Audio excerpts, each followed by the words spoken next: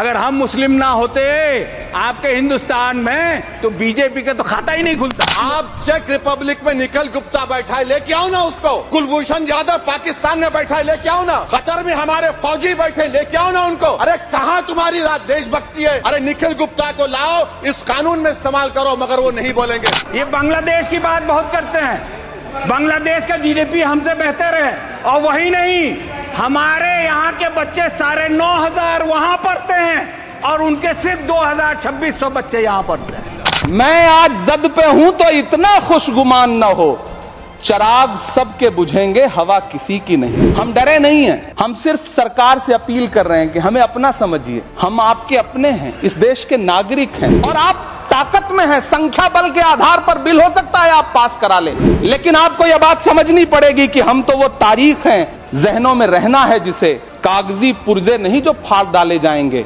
जिस जमीन पर मैं खड़ा हूं ये मेरी पहचान है। आप आंधी हैं तो क्या मुझको उड़ा ले जाएंगे? मुझसे पूछा जा रहा है कि 500 साल पहले तुम्हारी मस्जिद थी, नहीं थी। ख्वाजा अजमेरी की दरगाह कह रहे नहीं है। अरे सर, अगर मैं इस पार्लियामेंट में खोद दूं, इसमें गड़ा कर दूं, तो खाने जहां का हिस्सा मिलेगा तो मेरी हो जाएगी ये। What has change, please tell me. वजीर आजम कहते हैं कि वक्फ का ताल्लुक संविधान से नहीं है। अरे कौन पढ़ा रहा है वजीर आजम को? आर्टिकल 26 पढ़ा लीजिए। खुदाई चल रही है इस देश में, कई जगह खोदे जा रहे हैं। एक खुदाई हम सब सांसद मिलके करें। किसान विरोध करे, देशद्रोही है।